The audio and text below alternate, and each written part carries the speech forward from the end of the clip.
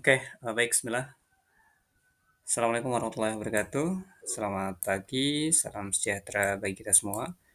Pada kesempatan kali ini kita akan belajar tentang pendidikan kewarganegaraan di kelas 10. Adapun bahasan yang akan kita bahas pada kesempatan kali ini yaitu di bab 2. Sebenarnya sudah dijelaskan juga sih, cuman kita mungkin ya takutnya lupa ataupun apa di pembelajaran awal ya kita pelajari kembali saja. Oke, ketentuan Undang-Undang Negara Republik Indonesia tahun 1945.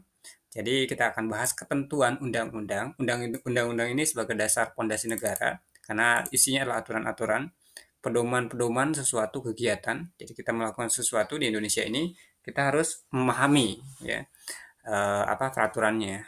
Ketika salah satu contoh hal kecilnya adalah membawa kendaraan, kita harus mematuhi aturan yang sudah ditetapkan. Kenapa Indonesia ini sebuah negara hukum ya? Karena isinya adalah aturan-aturan itu sendiri. Gitu. Kita tidak bebas di Indonesia ini melakukan sesuatu tindakan yang dilarang seperti itu. Undang-undang ini dijadikan sebagai patokan kita agar aman, tentram misalnya ke sana ya. Oke, kita lanjut saja. Kita akan jelaskan lebih jauh.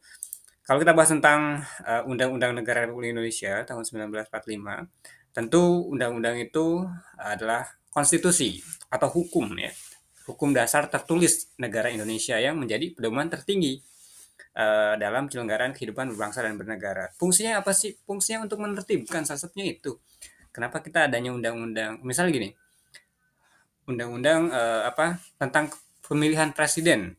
Nah, kemarin kan ada tuh ya apa mungkin teman-teman juga ya nggak tahu paham atau belum ya waktu itu. Ya, intinya adalah konstitusinya dirubah ya, aturannya diubah. Di mana waktu itu yang apa berhak mencalonkan diri itu berapa tahun untuk menjadi presiden. Tapi kalau kemarin kita juga bisa melihat ya ada mungkin anak yang masih muda yang bisa mencalonkan diri ya ataupun memang konstitusinya atau undang-undangnya memang memberikan keleluasaan bahwa siapapun berhak untuk eh, mencalonkan diri gitu ya.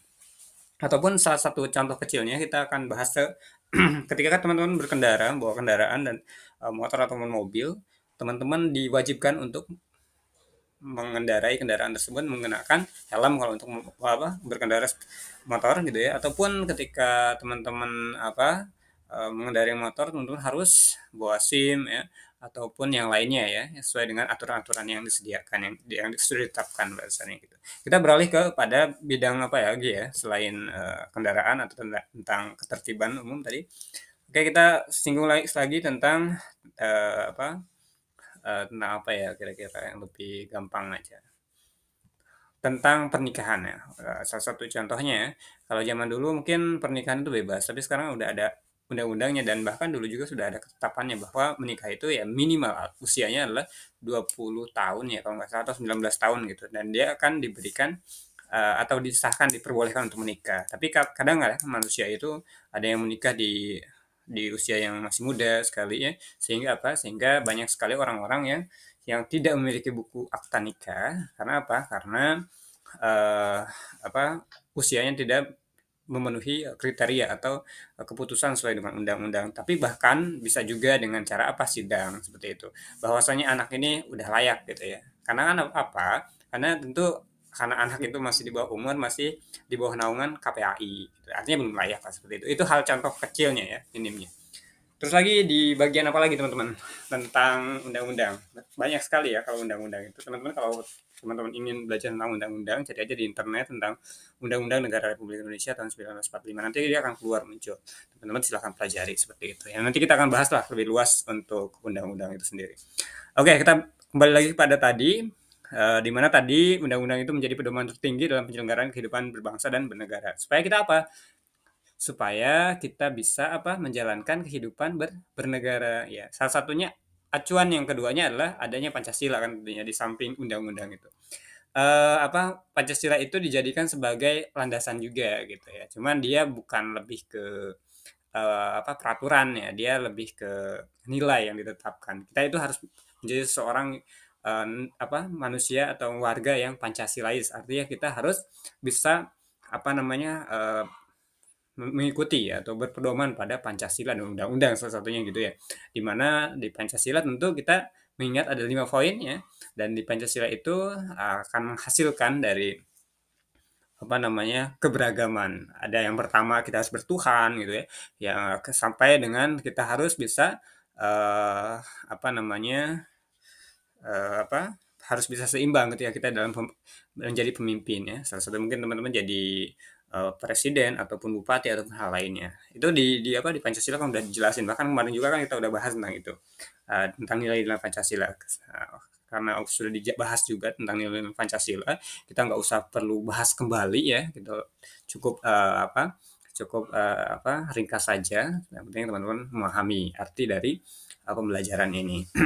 Nah, tadi undang-undang ini menjadi pedoman tertinggi. Pedoman itu apa sih? Ya, kalau di dalam agama kita, ya mungkin teman-teman juga ada yang Islam, ada non-Muslim gitu ya, ada non-Islam gitu ya. Nah, di mana teman-teman kalau yang Islam mungkin ya pedoman kita sebagai apa umat beragama Islam tentunya adalah Al-Qur'an. Di Al-Qur'an itu dijelaskan bagaimana cara kita apa mengikuti arahannya gitu. Maksudnya mengikuti tuntunannya. Karena pedoman itu sebagai acuan kehidupan gitu ya. Kalau di Indonesia nggak ada pedomannya, hancur, orang bingung. Kita mau ngapain nih? Ada apa? Karena kita ini digabungkan oleh beberapa suku, ya. Suku kita itu ada banyak lah ya. Digabungkan dari 34 provinsi. Tentu apa? Kita menjadi apa namanya? Tentu kita menjadi lebih berbineka ya. Bineka itu artinya berbeda-beda tapi tetap satu tujuan. Nah, di mana kita nih berbeda bahasa, berbeda suku, berbeda budaya, berbeda agama, tapi tetap kita menjadi satu gitu. Itu adalah karena adanya apa? Pedoman. Pedoman itu apa aja sih? Pedoman itu adalah Pancasila dan undang-undang gitu ya. Dasar untuk apa? Menyelenggarakan kehidupan berbangsa dan bernegara. Oke, artinya apa? Artinya semua peraturan perundang-undangan harus sesuai dengan Undang-Undang 1945. Undang-undang yang di Indonesia ini, mereka harus menyesuaikan dengan Undang-Undang 1945. Semua yang menyelenggarakan ya, semua penyelenggara negara, ya masyarakat, pemerintah ya, para pemimpin gitu ya, wajib berpedoman pada Undang-Undang Dasar 1945. Nah, itu dia tentang undang-undang. Oke, kita berlanjut kepada kedudukan. Kedudukan Pancasila ya. Kita bahas itu. Kalau teman-teman apa kedudukan, bahas tentang kedudukan, tentu teman-teman juga sudah memahami ya tentang kedudukan apa namanya kedudukan undang-undang. Karena di sini bahasnya adalah ketentuan Undang-Undang Negara Republik Indonesia untuk kehidupan berbangsa dan bernegara. Nah, kedudukan undang-undang dalam kehidupan berbangsa itu seperti apa sih, teman-teman? Ada yang tahu nggak? Ada yang bisa jelasin? Oke, pada dasarnya adalah apa namanya kedudukan undang-undang itu tadi seperti halnya apa sebagai pedoman, tapi dalam kehidupan berbangsa dan bernegara. Ya, kita bahas tentang kedudukan Undang-Undang 1945. Dia ada di puncak hierarki, di puncak apa susunan ya, di puncak atau urutan tingkatan ya, tingkatnya paling tinggi gitu ya, tingkatannya paling tinggi di peraturan perundang-undangan ya. Ia berisi ketentuan tentang pertama bentuk dan kedaulatan negara. Jadi di Undang-Undang 1945 itu disampaikan bahwa tentang bentuk dan kedaulatan negara kita itu apa? Entah itu republik, entah itu kerajaan atau seperti apa. Nah, Indonesia tentunya republik. Susunan pemerintah, ada apa aja yang ada di pemerintahan? Pemerintah itu siapa sih? Pemerintah itu pengelola negara gitu ya. Adanya presiden yang dibantu oleh menteri-menterinya, ada juga bawahnya ada gubernur yang dibantu oleh para pembantu-bantunya gitu ya, jajarannya dan seterusnya. Ada terus lagi di sana juga sampai terakhir lah ya. Sampai mungkin kepala desa lah ya paling rendah seperti itu. Terus lagi ada hak dan kewajiban warga negara. Nah, undang-undang itu, Undang-Undang 1945 itu berisi tentang tadi setelah susunan pemerintah ada juga hak dan kewajiban warga negara. Kita sebagai warga negara berhak seperti apa? Hak kita apa dan kewajiban kita apa? Yang pada dasarnya menjalankan apa namanya atau mengikuti undang-undang gitu ya. Mengikuti peraturannya gitu ya.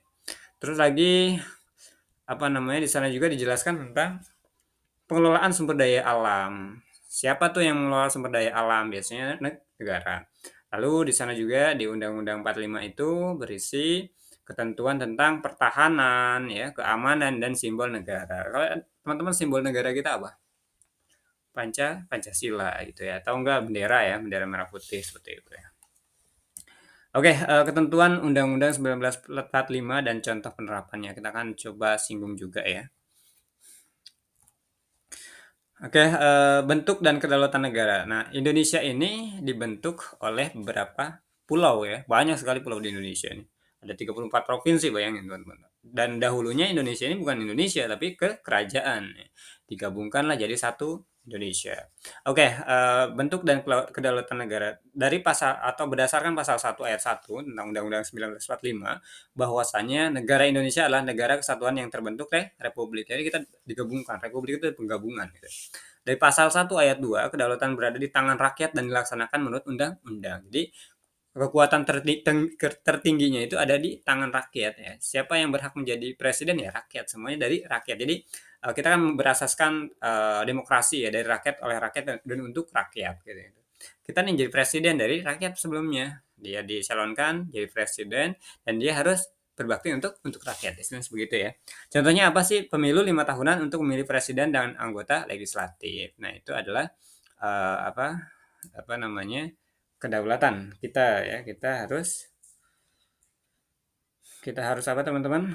Harus mematuhi aturan yang ada gitu ya. Dan kita juga harus paham bahwasannya negara kita itu bukan negara punya orang lain gitu, tapi punya kita sendiri. Karena kan dasarnya jelas ya, punya dari masyarakat untuk masyarakat. Gitu. Itu ya, dari rakyat untuk rakyat dan oleh rakyat gitu ya. Indonesia tidak terbagi menjadi negara bagian seperti Amerika. Kalau di Amerika itu ada bagian barat gitu ya, bagian tengah ya, banyak sekali. Kalau Indonesia itu jadi satu republik ya tentunya. Gitu. Nah, tentang ketentuan Undang-Undang 1945 dan contoh penerapannya tentunya di bagian kita akan bahas tentang wilayah negara. Tentang wilayah negara di pasal 25A yang berisi tentang Negara Republik Indonesia atau NKRI, Negara Kesatuan Republik Indonesia, sorry, adalah negara kepulauan berciri Nusantara dengan batas-batas yang diatur undang-undang ya. Tentu contohnya adalah laut antara Sumatera dan Jawa adalah wilayah NKRI, bukan pemisah tapi tetap ya satu kesatuan. Perjanjian batas laut antara Indonesia dan Timor Leste ya yang Timor Leste itu kan dia tuh awalnya Timor Timur ya, cuman kebetulan dia ingin memerdekakan diri tahun 99, tahun 1999 dan dia akhirnya memisahkan diri dari Indonesia. Nah, tentu itu kan membutuhkan perjanjian ya. Semua negara antar negara kan ada juga tuh. Ada kumpulan antar negara ya. Untuk apa sih membahas tentang perjanjian? Misalnya batas laut, kan batas laut itu harus diukur dari mana gitu ya. Nah, ada JE, zona ekonomi eksklusif, ya itu diukur dari berapa, nanti dijelaskan. Kalau di SMP sebenarnya udah dijelasin juga waktu itu. Nah, warga negara dan penduduk. Di pasal 26, tentunya warga negara Indonesia adalah orang Indonesia asli dan orang asing yang disahkan menjadi WNI. Jadi tentang warga negara Indonesia dan penduduk ini adalah orang Indonesia asli. Jadi misal nih, kita nih lahir di Indonesia, nah berarti kita asli orang Indonesia. Atau orang asing nih yang disahkan menjadi WNI yang awalnya mungkin dari luar negeri pindah ke Indonesia terus disahkan ya jadi naturalisasi mungkin barangkali seperti itu, atau pindah dari luar negeri ke kita mengusulkan diri kepada presiden bahwa dia ingin pindah negara, dia diperbolehkan baru jadi warga negara ya atau penduduk ya gitu ya. Terus lagi penduduk adalah WNI dan WNA yang tinggal di Indonesia. Nah, kalau penduduk itu kalau tadi warga negara ya. Warga negara itu kan tadi ada orang Indonesia asli dan orang asing yang disahkan menjadi WNI atau jadi warga negara. Tapi ada lagi namanya penduduk. Kalau penduduk itu adalah warga negara Indonesia ataupun dengan warga negara asing yang tinggal di Indonesia dengan sifatnya adalah bukan orang asli gitu ya, atau enggak ya hanya sementara kalau orang WNA itu warga negara asing gitu ya. Contohnya apa sih? Anak dari orang tua WNI otomatis menjadi WNI gitu ya. Jadi misal orang tuanya WNI, dia juga otomatis jadi WNI orang asli gitu ya. Atau atlet asing yang dinaturalisasi, misalnya pemain basket atau pemain Indonesia yang kemarin itu ramai sekali ya. Indonesia itu punya banyak sekali yang dipindahkan atau dinaturalisasi menjadi warga negara Indonesia untuk membela tim nasional atau membela sepak bola seperti itu, bisa aja. Banyak sekali informasinya, banyak sekali kemudahannya Tapi kalau kita ngajuin agak sulit biasanya. Tapi kalau memang negara butuh, ya biasanya lebih cepat kan gitu ya. Kalau alurnya kan memang kita harus ngajuin dulu tuh ke Kemenkumham ya, nanti di-ACC oleh presiden barulah jadi apa WNI gitu itu. Jadi warga penduduk atau jadi warga negara gitu. Kalau pendudukan hanya apa sebentar. Kalau namanya penduduk kayak bebas. Kalau bahasanya penduduk berarti mau itu orang asing yang datang. Kalau penduduk itu sifatnya hinggap ya, diam gitu, tinggal di Indonesia gitu. Tapi kalau warga negara dia itu orang asli, simbolnya adalah KTP gitu ya. Dia kalau KTP-nya WNI di Indonesia, tinggal di Indonesia, berarti dia orang Indonesia asli seperti itu ya. Ataupun tadi orang luar tapi udah disahkan nih di Indonesia, tentu dia menjadi warga negara. Tadi kalau beda lagi tentang penduduk, kalau penduduk itu mau itu WNI eh, dan WNA yang tinggal di Indonesia. WNA itu warga negara asing tuh, dia itu jalan-jalan misal ke Bali atau kemana, tapi dia hanya sebatas jalan-jalan, tapi dia bisa pulang lagi. Atau dia punya rumah di Indonesia, tapi dia nggak pindah negara seperti itu, bisa aja seperti itu ya. Oke. Nah, hak asasi dan kemerdekaan beragama. Jadi di undang-undang juga tadi disampaikan bahwa tentang hak asasi kita berhak untuk hidup, kita berhak untuk apa teman-teman menjalani kehidupan ya dengan tenang, aman, damai di Indonesia ini. Tentu itu juga disampaikan di pasal 4 di pasal 28E dan 29 ayat 2 tentang setiap warga negara bebas untuk memeluk agama dan beribadah menurut agama dan kepercayaannya. Nah, ini tentang hak asasi dan kemerdekaan beragama. Jadi kita itu berhak nih di Indonesia ini berhak beragama, mau itu orang beragama Islam atau non Islam gitu, ataupun ya Kristen, Katolik, Buddha ataupun Konghucu ya yang terbaru itu. Nah, itu bebas. Yang penting beragama gitu. Jangan sampai di Indonesia itu nggak punya agama, itu nggak bisa gitu ya. Oke, contohnya apa sih umat Hindu ya merayakan Nyepi di Bali tentunya di Indonesia ini bebas merdeka, maksudnya kita tuh saling menghargai juga kan tadi Indonesia itu digabungkan oleh beberapa agama tentunya ya, dan agama itu dan semua yang ada di Indonesia itu harus taat terhadap undang-undang dan Pancasila. Nah, Pancasila itu dan undang-undang itu mengisyaratkan kita untuk saling menghargai, salah satunya gitu ya, karena simbolnya adalah Bhinneka Tunggal Ika. Bhinneka Tunggal Ika itu apa sih? Kita sering nyebut-nyebut Bhinneka Tunggal Ika, Bhinneka Tunggal Ika ya. Bhinneka Tunggal Ika itu adalah apa namanya? Berbeda-beda. Tadi kita tuh digabungkan oleh beberapa, mulai dari suku, agama, budaya dan bahasa barangkali ya. Nah, agama gitu ya. Dan kita tuh digabungkan untuk itu dan kita harus bisa saling toleransi, saling menghargai sama lain. Misalnya umat Islam lagi merayakan Lebaran ya, ataupun orang Hindu lagi Nyepi gitu, kita harus saling menghargai gitu, mengikuti, jangan sampai malah ribut lah, ricuh lah dan seterusnya. Saya pernah waktu itu mendengar satu informasi bahwa ketika kita lagi mau sholat Jumat, bukan sholat Jumat, kita lagi Lebaran Idul Fitri, di mana kebetulan di hari Minggu dan umat Kristiani itu dia lagi merayakan juga, lagi ibadah istilahnya begitu ya. Dan tentu kita juga harus saling menghargai. Dan dia waktu itu ketika kita azan ataupun lebih simpelnya ketika kita mau sholat zuhur dan dia lagi nyanyi biasanya ya, lagi ibadah, berisik lah istilahnya gitu.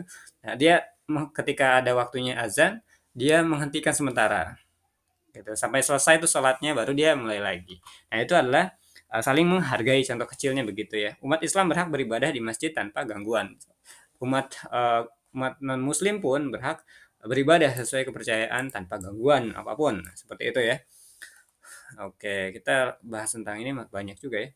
Perekonomian dan kekayaan alam. Nah, berdasarkan undang-undang pun udah jelas ya, dari pasal 33 di Undang-Undang 45 tentu bumi, air dan kekayaan alam dikuasai oleh negara untuk dikuasai negara sebesar-besarnya untuk kemakmuran rakyat. Nah, jadi apa? Jadi semuanya tadi mulai dari bumi, air dan kekayaan alam. Kekayaan alam kan ada banyak tuh ya. Kekayaan ada hayati dan kekayaan alam itu kan ada yang di laut, di darat gitu ya. Kalau di darat mungkin ada tambang gitu ya. Terus lagi kalau di laut mungkin ikan, terumbu karang dan seterusnya banyak sekali lah. Nah, itu dikuasai oleh negara. Contohnya apa? Pertambangan minyak dikelola negara, misalnya Pertamina gitu ya. Terus lagi hutan lindung dijaga kepentingan publik, bukan milik pribadi. Ya. tanah-tanah milik negara atau hutan-hutan lindung itu dikuasai oleh negara seperti itu. Dan di Indonesia pun banyak saya ada sekolah swasta, sekolah sekolah negeri, ada rumah sakit swasta, rumah sakit negeri. Itu untuk memfasilitasi kita. Nah, kayak itu. Nah, kalau beda lagi tadi tentang konteks perekonomian dan kekayaan alamnya. Sekarang kita bahas tentang pertahanan dan keamanan berdasarkan Undang-Undang 45 ya. Kita lebih singkatnya dulu aja karena masih jauh juga ya. Di mana pasal 30 sistem pertahanan dan keamanan rakyat sementara dengan TNI dan Polri sebagai kekuatan utama rakyat sebagai pendukung. Jadi sistem pertahanan di Indonesia ini pertahanan dan keamanan rakyat semesta tentunya di mana adanya TNI dan Polri sebagai kekuatan utama rakyat sebagai mendukung. Kita itu harus mendukung juga untuk mempertahankan negara ini. Misalnya kita nih contoh kecilnya adalah kita ada yang namanya Siskamling untuk apa? Untuk keamanan kita, untuk keamanan warga. Dimana dijadwalkan tuh per keluarga siapa saja gitu ya, atau per berapa orang dalam satu RT itu untuk melakukan Siskamling atau ronda bahasanya begitu ya. Nah, contoh contoh kecilnya kita akan simak ya atau kita akan bahas. Contohnya apa? TNI menjaga perbatasan laut Natuna dari kapal asing. Untuk menjaga apa? Menjaga keutuhan negara tentunya ya. Nggak ada tuh orang-orang bisa masuk ke Indonesia contoh begitu ya tanpa izin ya. Itu ada namanya namanya tugasnya TNI. Dia tuh menjaga batas-batas, lebih menjaga dari perbatasan lah gitu. Nah, untuk Polri mengamankan jalannya untuk Polri ini dia lebih fokus ke pengamanan di dalam, kalau TNI itu di luar seperti itu. Dan warga contohnya tadi ikut Siskamling di lingkungan masing-masing. Kalau lebih jauhnya lagi polisi itu biasanya dia yang mengamankan jalannya pemilihan umum ya. Seperti itu. Nah, simbol dan identitas negara. Kita langsung bahas juga di sini. Pasal 35 sampai 36C mengatur bendera, bahasa, lambang negara dan lagu kebangsaan. Nah, di mana pengibaran bendera merah putih setiap upacara diadakan lah seperti itu. Terus lagi bahasa resmi negara adalah bahasa Indonesia. Lagu Indonesia Raya dinyanyikan dalam acara resmi. Ketika ada acara-acara, pasti orang-orang pemerintah selalu menyanyikan atau memandangkan lagu Indonesia Raya. Nah itu tentang simbol dan identitas negara, teman-teman juga mungkin udah paham ya. Tentunya tadi disampaikan untuk mengatur bendera, ya bahkan bendera itu tidak boleh tuh diinjak-injak, dibakar dan seterusnya. Nah, bahasa juga karena kita ini digabungkan oleh banyak bahasa ya, bahasa lokal, tapi tetap kita menggunakan bahasa resmi, bahasa pemersatu adalah bahasa Indonesia. Gitu ya. Lambang negara kita yaitu Pancasila ya. Pancasila itu apa namanya? Garuda ya. Tentu itu menjadi lambang negara kita dan di situ dijelaskan juga tuh helai bulunya berapa di sayapnya berapa gitu ya nggak sebebas kita yang kita inginkan misalnya kita pengen aja bikin gambar Garuda tapi bulunya tuh sampai 10.000 ya nggak jelas kayak gitu kan udah ada aturannya gitu ya dan lagu kebangsaan. Nah, untuk lagu kebangsaan ini biasanya dinyanyikan atau dikumandangkan di kegiatan-kegiatan tertentu seperti itu. Kesimpulannya ya kita bahas terakhir. Kesimpulannya adalah Undang-Undang Negara Republik Indonesia tahun 1945 ini menjadi dasar hukum tertinggi untuk menjaga pertama kedaulatan melalui pertahanan dan keamanan, kesatuan melalui konsep negara kesatuan dan wilayah Nusantara tentunya, keadilan melalui pengelolaan sumber daya untuk rakyat, kebebasan melalui jaminan hak asasi termasuk kebebasan beragama. Saya rasa itu demikian. Terima kasih teman-teman untuk tugas. Mungkin saya akan berikan tugas nanti ya. Demikian terima kasih. Tetap semangat untuk kita semua. Terima kasih. Oh, yang mau yang dapur deh, kalau yang dimandikan eta